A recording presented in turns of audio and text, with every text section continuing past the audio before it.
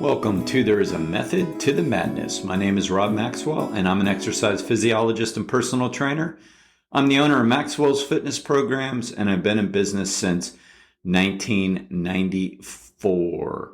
I'd like to thank our sponsors, Jonathan and Lyn Gildon of the Gildon Group at Realty Pros. They currently have over 275-star reviews on Zillow, and they are professionals in the real estate industry. And I put a lot of value on professionalism. I want people to be in the industry that they love and they're working towards, no matter what the industry is. I just want to go to a real pro, and they absolutely are. I will put their information in the show notes. All right, so today I'm going to talk a little bit about the acute program variables. Those are the little manipulations we use to change around workouts. And the reason why I came up with this topic for today is because I got to the gym bright and early this morning and to do some writing on my book.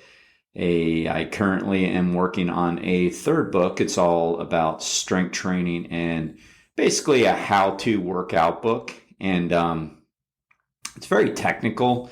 It's a tough topic for me, not because for lack of knowledge or whatever. I think it's probably the area I have the most knowledge in, but it's just kind of tough to put all together. Like, how do I want to structure the reps and the weights and the exercises? And am I going to use pictures? And then I realize I'm going to have to use pictures. So it's tough for me. It's technical writing, which is a little different than putting a ton of thoughts together in a row. This is like a lot of formatting and stuff.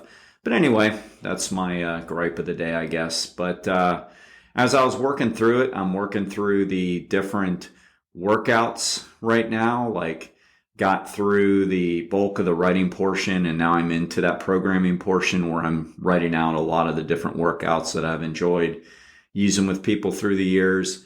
And as I was writing out the program variables at the bottom of each workout, I'm looking at them and I'm like, and I already knew this, but when you see it on paper and you see what your readers are going to see, everything is so close together. Like, there's hardly any differences, and you really have to be really paying attention to see the differences. So I thought that would be a very good topic to explain why that is. All right, so let me give you a little bit better example of what I'm talking about. So acute program variables are the sets of an exercise, like how many sets, how many reps you're going to do, what is the load you're going to use, what is the rest time between sets and between exercises, what is the tempo of the actual rep pace.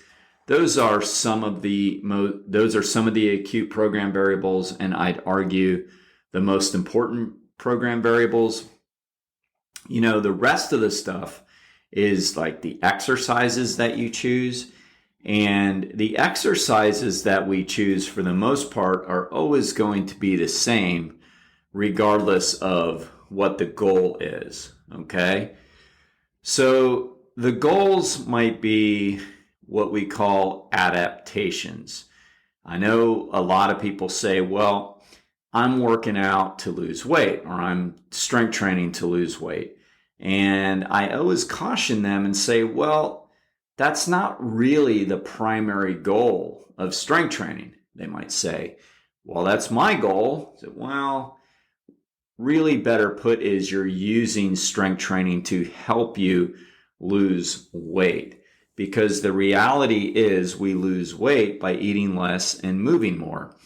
The goals of strength training really come down to 4 different things, or 4 different adaptations, and those are muscular strength, so we get stronger; muscular endurance, so we can do more and more; hypertrophy, which is muscular size, or some people call tonicity; and then power, and that is moving objects faster. All right. Those are the 4 things we get out of strength training. Now, secondarily, we can lose weight, right? Because if we're going to the gym, we're burning calories when we're at the gym, no matter if we're working on hypertrophy, endurance, strength, or power. And if we're eating in a caloric deficit, meaning eating less, we're going to lose weight. But it's not the primary goal of going to the gym and working on strength training. It just happens to work that way, or can work that way if you want it to work that way, but it's still going to come down to a caloric deficit, no matter how you slice it. No pun intended. Okay, so those are what we work on. Now, when we put together the acute program variables, then that's where those things get manipulated. So again, the exercises are going to be pretty much the same, or really should be the same, no matter what you're working on for the most part. There's going to be very subtle differences, but for the most part, they're going to be the same. All right. For example, whether you're working on hypertrophy, strength, power, endurance, the squat is a great exercise. Whether you're working on hypertrophy, strength, power, endurance, the chest press is a great exercise. So we can just continue down the line and throw in really any exercise we want. Where we get slightly different modifications or adaptations is from how we split all that up. And those are the acute program variables. Okay. So the ones that really change where you're going to get the most adaptative response is going to be in the reps, in the load, and the rest time. As I was writing this portion of the book, I noticed that when we get to more advanced lifters, the sets kind of stay the same, no matter if you're working on hypertrophy, strength, power, endurance. The sets are kind of the same if you're more advanced. Most research shows that 3 or greater sets is more appropriate for those groups, okay? No matter which one, for the advanced group, I should say, 3 or more sets seems to be more helpful, all right? And the only time that really changes based on the adaptations you're seeking is you use a little common sense. If you're doing higher repetitions, like say 15 to 20, that means you're working on muscular endurance, you're most likely going to do less sets, or you will be there all day, right? So if you're doing like 5 sets of 20 and you're doing 7 exercises, that is a long workout, ladies and gentlemen, and probably not necessary. So you're going to use a little common sense and program in fewer exercises and fewer sets when you're doing higher reps. But that's just more of a common sense thing, all right? But other than that, sets really doesn't come into the equation a whole lot.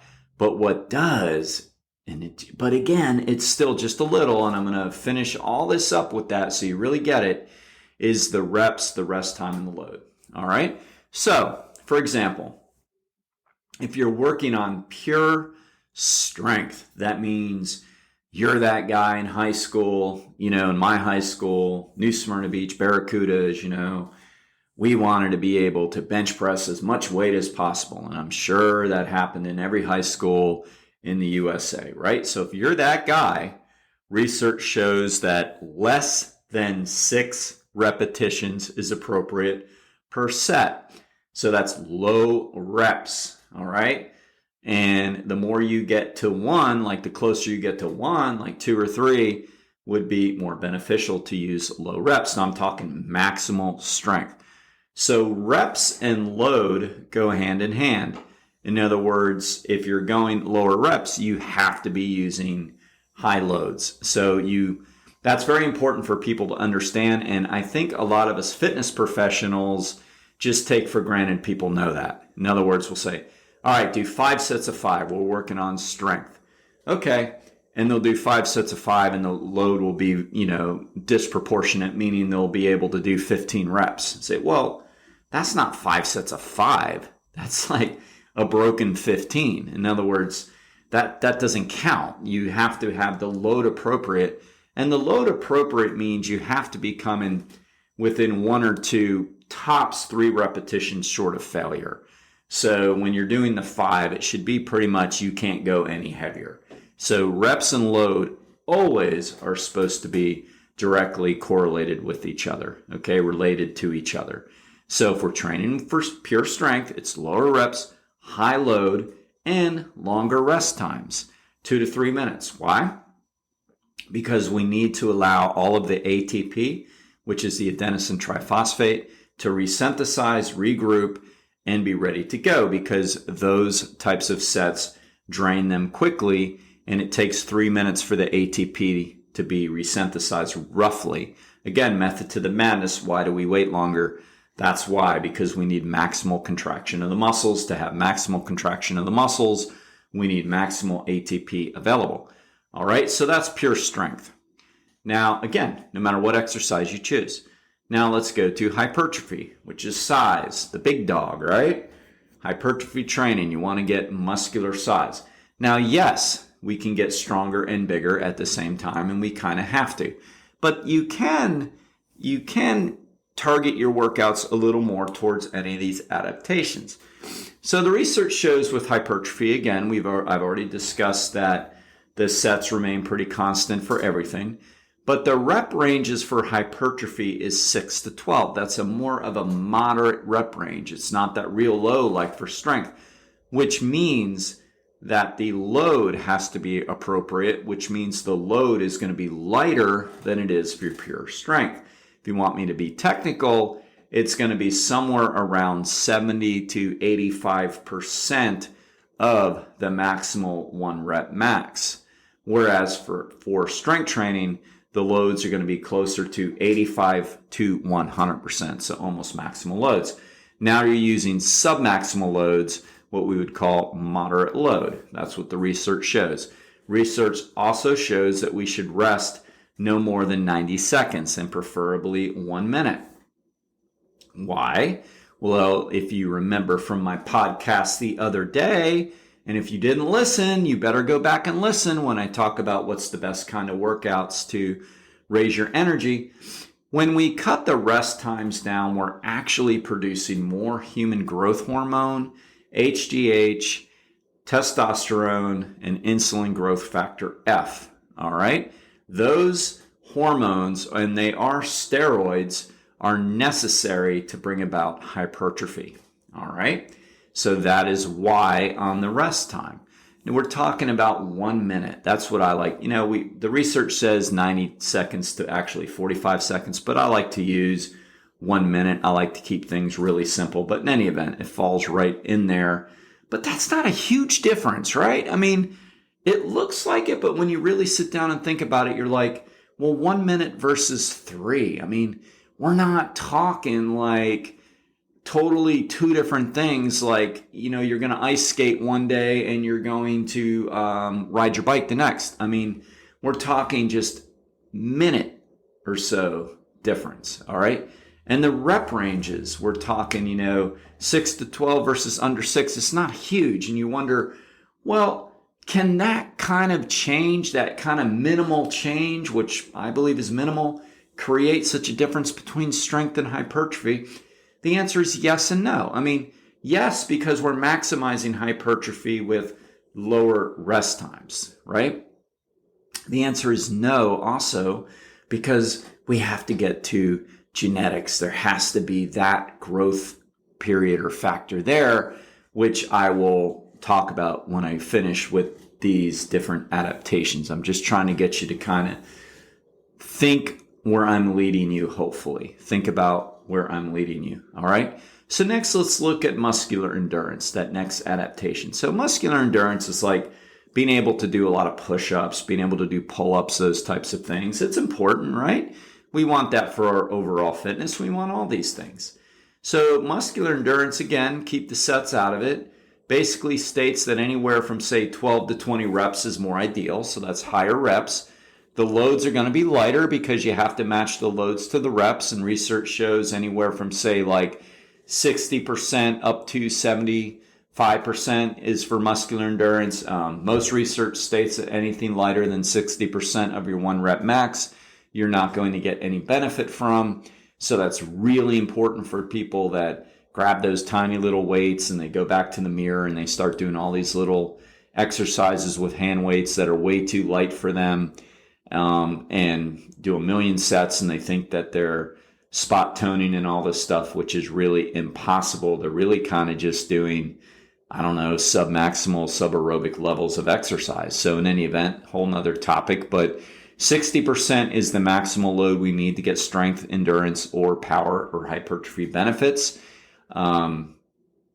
Roughly around 60%. Okay. So that's lighter loads. And then the rest times are going to be short, just like hypertrophy, somewhere around 60 seconds and as low as 30 seconds. So we do take off about 30 seconds from hypertrophy, and we add maybe, say, 8 reps tops in one direction, and we lighten the load by about 10% in another. Okay, that's not huge, but it is different. All right, it is different. Now let's look at power. Power is interesting. So the formula for power is force times distance divided by time, right? That's what power is. We learned that in physics and some math classes. So that basically means that to move an object fast, all right? We want to move an object fast. Very important for a football player who needs to come off his blocks very quickly. He's moving his large body quickly. He's moving his large arms quickly up into the grill of the person he's defending. So that's really, really important. You got to move quick. So when we work with a lot of athletes, a lot of power athletes like football players, basketball players, baseball players, we have to learn to modify the adaptations. There's a saying, move slow, go slow. So we want to do fast repetitions with them. We don't want to do pure strength exercises for the most part, because that when you're doing pure strength, you're moving slow. You have to. It's impossible to move a heavy weight fast. So we have to modify the acute program variables. Again, sets stay the same, but the reps, we keep it to no more than 10, because if you start going more than 10 reps, you're going to fatigue. We don't want that. And we can do as low as 1 rep. But the big difference is the load now doesn't match the reps. In other words, for 10 reps, you might do 60% of your 1RM versus the normal 75. So it's going to be submaximal load because you want to move it fast. And for 1 rep, instead of 100% of your 1RM, you might use like 80% of your 1RM and basically throw that 1 rep up as fast as you can. When I work with high school athletes, I'll pull out a stopwatch and I'll put on a load, say 80%. And the goal isn't to do it more times. That would be what? Pause, endurance. The goal is to move it faster. That would be what? Pause, power. So I would time it. And if they could do it, say, in less than a second, okay, that's a good start. And then we try to get faster and faster. That is working on power, all right? So that is manipulating the acute program variables to get the adaptations that we want. So those are very important, right? Now you might be thinking, but what about like general strength? I'm going to the gym for general fitness. We call that general conditioning.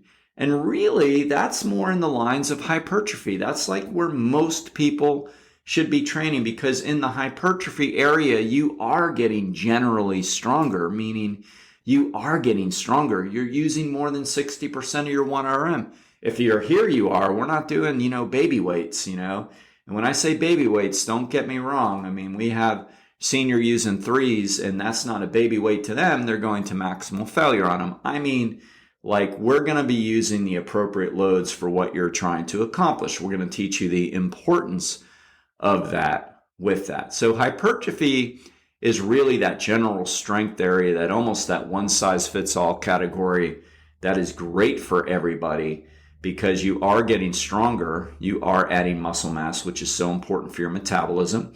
You're going to be gaining some endurance. I mean, we're going to get something in that rep range. That's why it's like that middle of the road rep range. We're going to get something in there. So we're going to get all that, all right? So that's where we train for general conditioning for most people. All right.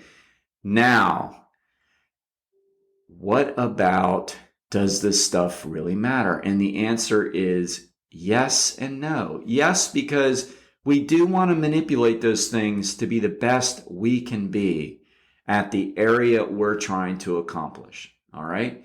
No, in the sense that so much of this comes down to genetics. And I don't want to scare people off with that or seem negative, because I'm not. It's the opposite. It's understanding who you are and how to work towards it that is ultimately positive and will save you a lot of money and heartache and frustration in the end. All right. In other words, if I take a person who is genetically geared to be a strong man, like the guy, we all went to high school with guys like this, they could bench press a VW if you put it on a bar, right? Well, we could train them for muscular endurance and they're still going to out bench everybody in the gym, okay? Or we can take a person who, because of their lightweight, their good muscle bellies, and they're geared towards endurance, can knock out 20 pull-ups and they've never even trained before. And they're going to be able to do more pull-ups than the person who's not genetically geared towards it, but who's on a perfect muscular endurance training program of, say, 3 sets of 20 reps with 30 seconds rest time, because that would be the variable for that. And they do it consistently 3 times a week. My money is on the genetic guy, okay? Now, my money might be on the other guy as far as like heart, as far as work ethic, as far as other things. But as far as actually achieving the pull-ups, it's going to be on the genetic guy. So these variables are so close to each other that they should be a clue to everybody that what we accomplish, so much comes down to the hand that God gave us, right? And yes, these things matter. Don't get me wrong. I'm an exercise physiologist. They matter. And I love playing with these things. I'm a numbers guy. I love sitting down and, making these workouts and plugging them all in. We just have to understand that these differences are pretty small when you look at them on paper compared to the genetics you're bringing to the table. Now, me, I'm a hypertrophy guy. I mean, that's just my genetics. So when I started training pretty consistently and seriously at the age of 18, I started putting on muscle mass pretty quickly. I was decently strong, but I wasn't strong. Like I got over 300 pounds in the bench press, but there were people I know that got over 400 pounds on the bench press. But I might have been bigger in certain areas with my muscles, and I might have had more definition. I might have had abs. I was more geared towards that. That's my genetics. I could train for pure maximal strength, which I don't really like to do a whole lot, and I definitely don't like to do it without a spotter, because it's not fun training super heavy and not having anybody around to get it off your chest if you fail, right? So anyway, but I could do that, and I'm still gonna be me. Like I'm still gonna be built more towards hypertrophy, kind of that middle ground, muscularity, not super strong, but pretty strong, and have decent endurance in that. That's my genetics. Then I know people that are classic slow twitchers, and like they're great runners, and like they can do certain things, very well. Like maybe they can do a bunch of air squats or whatever, and we can train them more towards hypertrophy, and they're never going to have like that just middle of the road, strength. They're not going to put on over too much size no matter what kind of variables I try to cue in.